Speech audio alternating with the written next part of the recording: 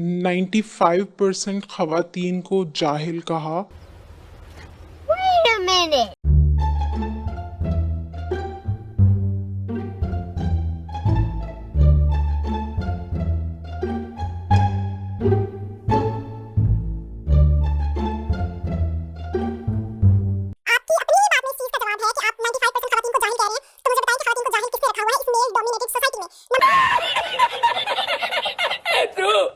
मैं माफी इसलिए मांगता हूँ आपसे कि मेरी बच्ची जाहिल है। थैंक यू सो मेरी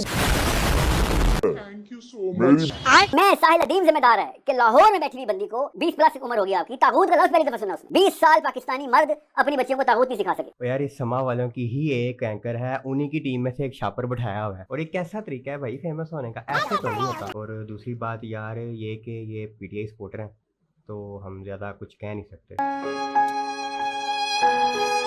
और रही बात 95% औरतों वाली, मेरी बहन उन्होंने सिर्फ औरतों पर बात नहीं की, उन्होंने मर्दों पर भी बात की है। तब यार मर्दों में से तो ऐसा कोई भी नहीं उठा जिसने कहा ओए लम्मिया पा लेनो, इत्थे ही उछा लेनो, लम्मिया पा लो, सानू कहता है लम्मिया पा लेनो। ऐसा तो कुछ भी नहीं हुआ यार। और वाकई में हमें शर्मिंदगी होनी चाहिए कि हमें तागूत का मतलब नहीं पता, जो इस वक्त इस्लाम में सबसे बड़ा गुनाह है। इवन के मुझे भी नहीं पता था। यहाँ से आप हिसाब लगाएं कि हम दीन इस्लाम से कितना ज्यादा दूर है। अब ये वीडियो जरा देखो, वो अल्लाह के कुरान की आयतों को सामने रखते हैं तागूत का मतलब समझा रहा और ये चवल हंस रही है। तागूत कहते हैं उस ऐसे सिस्टम को जो अल्लाह के सिस्टम के अलावा बना लिया उसके खिलाफ। नहीं खिलाफ नहीं, वो तो कुफर है, वो तो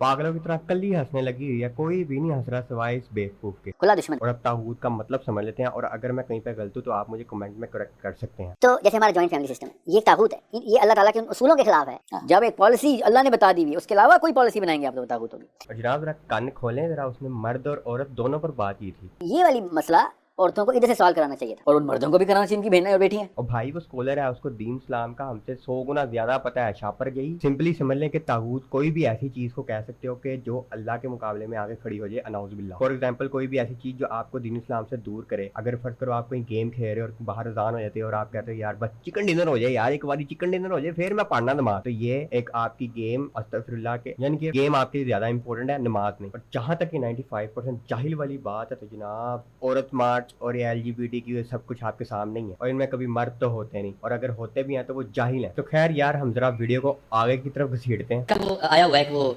मोटिवेशनल स्पीकर, वो जिन्हें वाल खोले होंगे ने, वो 3 पीस पाया होंगे उन्हें, साहिल अदीम है। वो मैंने भी उसका क्लिप देखा ना, और जी ये बात याद रखो, मीडिया पे बैठ के 3 पीस पहन के बातें करना बड़ा सौखा काम है। मैं साहिल साहब को दावत दूंगा, साहिल साहब आए ना जरा, यहाँ 12,000 पे 5 नमाजें पढ़ाएं, 4 जुमे पढ़ाए, मैं देखता हूँ कि साल में कितनी याद सौखा काम है।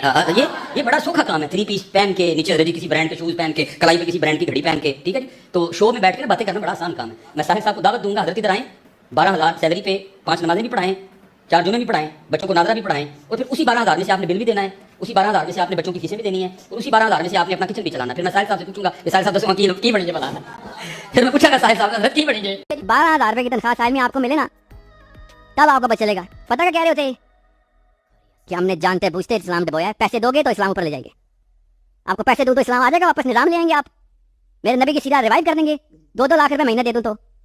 ये कह रहे हैं साहबा ने पैसे लेके इस्लाम दिया हमें, सारे नबी मेरे गरीब, सारे साहबी गरीब।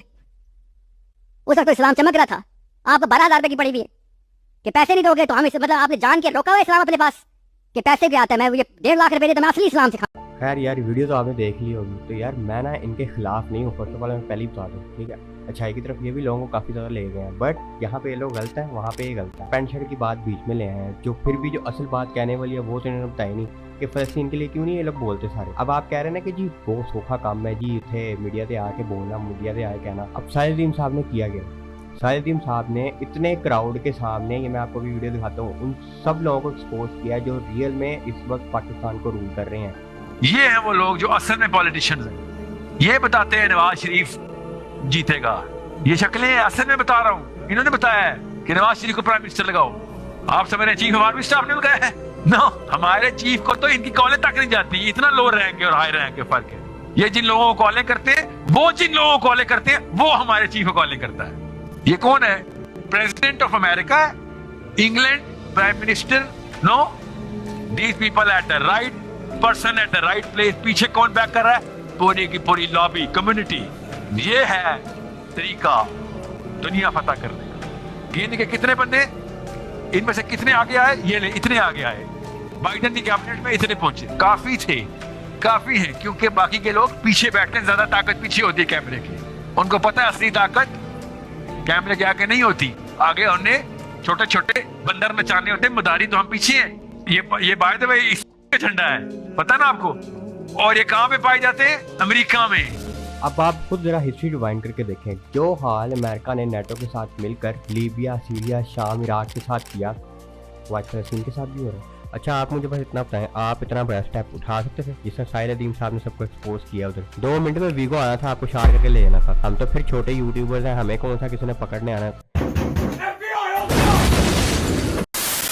अच्छा, आप जरा इस थंबनेल को देखें, ठीक है? अब आप जरा एक ये वीडियो भी देखें। लेकिन इससे क्या हुआ? कौम फंस गई रोटी में। कौम ने अपना सारा कुछ ही रोटी को बना डाला। कौम का दिल रोटी, कौम का दोपहर रोटी, कौम की रात रोटी, कौम का मजहब रोटी, कौम का मसलक। ये भी देखना जी, लगता बंदोबस्त है जी। बात देखना जरा, कितनी सोहनी महफिल है। कायद रफीक साहब ने कितना सोहना कुरान पढ़ा, कितनी सोहनी नात पढ़ी। सैयद साहब मौजूद हैं, उलमा का जमने का पीर है, लेकिन होगा क्या महफिल के एंड पे? एक चावलों का शापर लेने के लिए हजरत जी हम सारा कुछ ही भूल जाएंगे।